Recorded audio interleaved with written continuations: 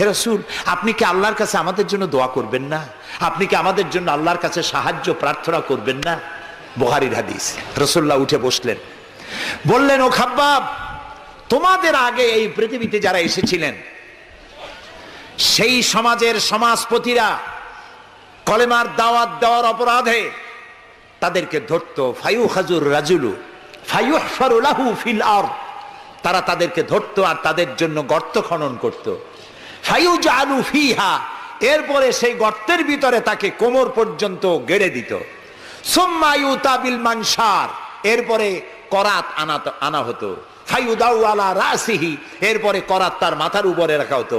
ফায়ুজালু নিসফাইন, এরপরে করাত দিয়ে চিরে জীবন্ত মানুষকে দুই টুকরা করে ফেলে দেওয়া হতো। মা ইয়াসুদ্দুহু যালিকা আন দীনি, এত বড় অত্যাচারের পরেও আল্লাহর দ্বীনের পথ থেকে এক চুলও তারা সরাতে পারে নাই।